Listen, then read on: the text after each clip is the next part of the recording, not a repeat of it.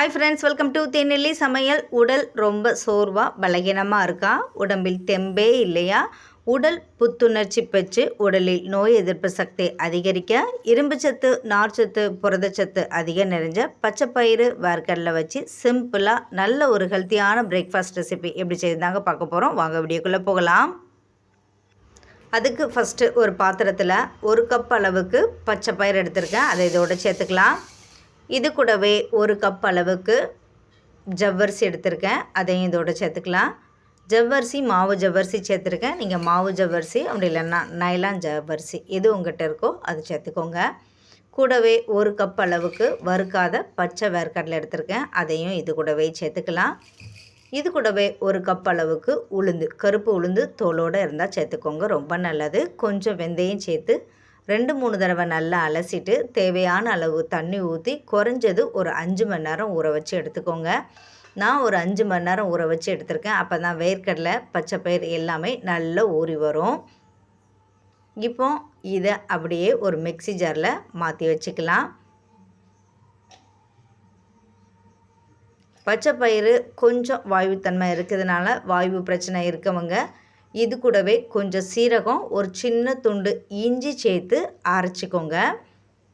நான் இதை அப்படியே தான் அரைச்சிக்கிறேன். ஃபஸ்ட்டு தண்ணி இல்லாமல் நல்லா ட்ரையாக அரைச்சிட்டு அதுக்கப்புறமா கொஞ்சம் கொஞ்சமாக தண்ணி ஊற்றி இந்த பக்குவத்துக்கு அரைச்சி எடுத்துக்கோங்க. லைட்டாக கொரகொரப்பாக இருக்க மாதிரி பார்த்து அரைச்சி எடுத்துக்கோங்க. இதை அப்படியே வேறு ஒரு பாத்திரத்துக்கு மாற்றி எடுத்து வச்சிடலாம். ரொம்ப தண்ணி ஊற்றி அரைக்கக்கூடாது. ஊற வச்சுருக்க தண்ணியை கொஞ்சம் கொஞ்சமாக ஊற்றி இந்த பக்குவத்துக்கு அரைச்சிக்கோங்க. ஓரளவு கட்டியான பதத்தில் தான் அந்த மாவு இருக்கணும்.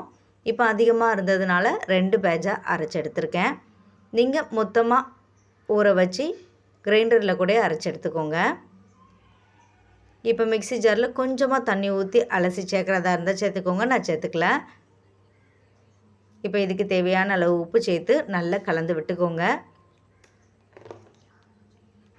மிக்ஸி ஜாரில் தண்ணி ஊற்றி அலசிட்டு தண்ணியை ஓரமாக வச்சுக்கோங்க. தேவைப்படும் போது தண்ணி ஊற்றி கலந்துக்கலாம். மாவு இந்த பக்குவத்தில் தான் இருக்கணும், தண்ணி கூடிடக்கூடாது.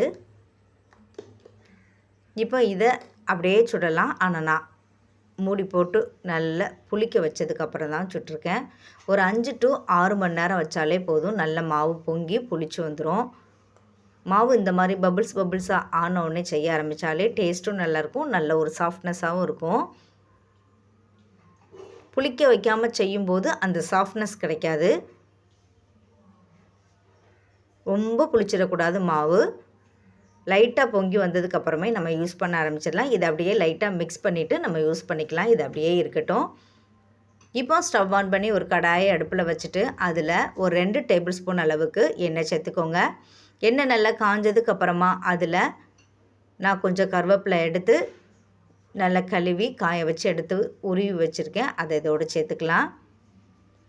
கருவேப்பிலை நல்ல கலர் மாதிரி வரணும், அது வரைக்கும் வறுத்து எடுத்துக்கோங்க. இது நல்ல மொறுமொறுப்பாக உடஞ்சி வரும், அந்த ஸ்டேஜ் வரைக்கும் வறுத்து எடுத்துக்கோங்க. அப்போ தான் டேஸ்ட்டும் நல்லாயிருக்கும்.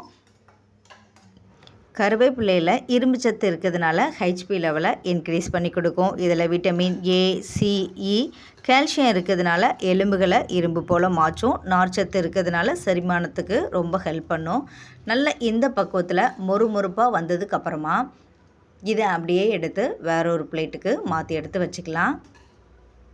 கருவேப்பிலை நல்லா உடஞ்சி வரணும், அந்த ஸ்டேஜ் வரைக்கும் வறுத்தெடுத்துக்கோங்க. இப்போ அதே கடாயில் ஒரே ஒரு டேபிள் ஸ்பூன் அளவுக்கு எண்ணெய் சேர்த்துட்டு 1 டேபிள் ஸ்பூன் அளவுக்கு உளுந்து எடுத்து வச்சுருக்கேன். அதை இதோடு சேர்த்துக்கிறேன். இது நல்ல ஒரு திக்னஸ் கொடுக்கும், அதனால தான் உளுந்து சேர்த்துருக்கோம்.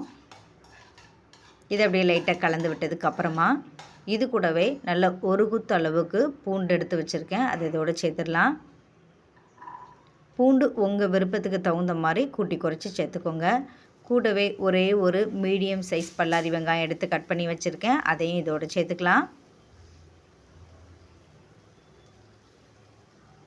பெரிய வெங்காயத்துக்கு பதிலாக சின்ன வெங்காயம் இருந்தால் ஒரு 15 to 20 போல் சேர்த்துக்கோங்க.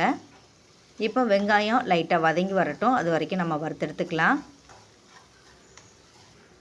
வெங்காயம் நல்லா கண்ணாடி பக்குவத்துக்கு வதங்கி வரணும். இப்போ இது கூடவே உரப்புக்காக ஒரு 5 பச்சை மிளகாய் எடுத்திருக்கேன். கூடவே ஒரே ஒரு சின்ன தக்காளி பழம் எடுத்து கட் பண்ணி வச்சுருக்கேன், அதையும் இதோடு சேர்த்துக்கலாம். தக்காளி வந்து ஆப்ஷனல் தான். மைல்டாக புளிப்பு சுவை இருக்கும்போது டேஸ்ட்டு நல்லாயிருக்கும். தக்காளி வேண்டாம்னு நினைக்கவங்க தக்காளியை ஸ்கிப் பண்ணிவிட்டு அதுக்கு பதிலாக ஒரு சின்னதாக ஒரு புளி மட்டும் சேர்த்து அரைச்சிக்கோங்க. இப்போ இதுக்கு தேவையான அளவு உப்பு சேர்த்து தக்காளி நல்லா மசிஞ்சு வர வரைக்கும் வதக்கி எடுத்துக்கோங்க. நல்லா இது போல் தக்காளி மசிஞ்சு வந்ததுக்கு அப்புறமா இதோட கொஞ்சமாக மல்லி இலை எடுத்து கட் பண்ணி வச்சுருக்கேன், அதையும் இதோட சேர்த்துக்கலாம். மல்லி இலை சேர்க்கும்போது டேஸ்ட்டு நல்லா இன்க்ரீஸ் பண்ணி கொடுக்கும், அதனால தான் சேர்த்துருக்கேன். மல்லி இலை சேர்த்து ரொம்ப வதக்கணும்னு அவசியம் இல்லை, இந்த சூட்லேயே இருந்தால் போதும். இப்போ ஸ்டவ் ஆஃப் பண்ணிவிட்டு நல்லா ஆற வச்சிடலாம். நல்லா இந்த அளவுக்கு ஆறி வந்ததுக்கு அப்புறமா இதை அப்படியே நம்ம மிக்ஸி ஜாருக்கு மாற்றி எடுத்து வச்சுக்கலாம். இப்போ கொஞ்சமாக தண்ணி ஊற்றி நல்ல பேஸ்ட்டு பதத்துக்கு அரைச்சி எடுத்துக்கோங்க. நல்லா இந்த பக்குவத்தில் அரைப்பட்டு வந்ததுக்கு அப்புறமா நம்ம ரெடி பண்ணி வச்சுருக்க கருவேப்பிலையை இதோடு சேர்த்துட்டு தேவையான அளவு தண்ணி ஊற்றி நல்லா அரைச்சி எடுத்துக்கலாம். ஏற்கனவே உப்பு சேர்த்துட்டோம். நல்லா இந்த பக்குவத்துக்கு அரைச்சி எடுத்துக்கோங்க. இந்த சட்னி தண்ணியாக இருந்தாலும் கட்டியாக இருந்தாலுமே டேஸ்ட்டு நல்லாயிருக்கும். எப்பவும் ஒரே மாதிரி தேங்காய் தக்காளி சட்னி செய்யாமல் கொஞ்சம் கருவேப்பிலை நல்ல ஹெல்த்தியான சட்னியாக இது போல் செஞ்சு சாப்பிடுங்க. உங்கள் விருப்பத்துக்கு தகுந்த மாதிரி தாராளமாக தண்ணி ஊற்றி கலந்து எடுத்துக்கோங்க. நான் இந்த பக்குவத்தில் தான் எடுத்து வச்சுருக்கேன். இப்போ இதுக்கு ஒரு சின்னதாக தாளிப்பு கொடுக்கறதுக்கு ஒரு தாளிப்பு கரண்டியில் எண்ணெய், கடுகு, நிறைய சின்ன வெங்காயம், பூண்டு, தாராளமாக பெருங்காயத்தூள் சேர்த்து தாளித்து கொட்டினீங்கன்னா அருமையான கருவேப்பிலை சட்னி ரெடி ஆயிரும். இது இட்லி தோசைக்கு மட்டுமல்ல, எல்லா சிறுதானிய தோசைக்குமே நல்ல பெஸ்ட்டு காம்பினேஷனாக இருக்கும். ட்ரை பண்ணி பாருங்கள். இப்போ ஸ்டவ் ஆன் பண்ணி தோசைக்கல் அடுப்பில் வச்சுட்டு கல் நல்லா சூடானதுக்கப்புறமா நார்மலாக எப்படி தோசை சுடுவீங்களோ அந்த பக்குவத்தில் ஒரு கரண்டி மாவு எடுத்து நல்லா ஒல்லியாக ஊற்றி எடுத்துக்கலாம். இந்த மாவோட கொஞ்சம் காய்கறிகளை வதக்கிட்டு சேர்த்துட்டு அதுக்கப்புறம் பணியாரக்கல்ல சுட்டு எடுத்தோன்னா நல்ல ஒரு ஹெல்த்தியான ஸ்நாக்ஸ் ரெசிப்பியாக கூட கிடைக்கும். பச்சைப்பயிறு, வேர்க்கடலை, ஜவ்வரிசி எல்லாமே உடம்புக்கு ரொம்ப நல்லது. இதில் இரும்பு சத்து அதிகமாக இருக்கிறதுனால ஹெச்பி லெவலில் நல்லா இன்க்ரீஸ் பண்ணி கொடுக்கும். இப்போ இதோட கொஞ்சம் எண்ணெய் சேர்த்துட்டு நல்ல கலர் மாதிரி வந்ததுக்கப்புறமா லைட்டாக ஓரங்களில் எடுத்து விட்டாலே தோசை நல்லா சூப்பராக வந்துடும். எப்போவும் ஒரே மாதிரி அரிசி வச்சு இட்லி தோசைன்னு செய்யாமல் அரிசியே இல்லாமல் இந்த பக்குவத்தில் ட்ரை பண்ணி பாருங்கள். இந்தளவுக்கு வெந்து வந்ததுக்கப்புறமா எடுத்துக்கலாம். இப்போ தோசைக்கல்ல கொஞ்சமாக தண்ணி தெளிச்சுக்கோங்க. அதுக்கப்புறமா மாவு ஊற்றும் போது எல்லா இடத்துலையும் நல்ல ஈக்குவல் சூடில் இருக்கிறதுனால மாவு அப்படியே இருக்கும். பச்சை பயிரில் கால்சியம் அதிகமாக இருக்கிறதுனால எலும்புகளுக்கு ரொம்ப நல்லது.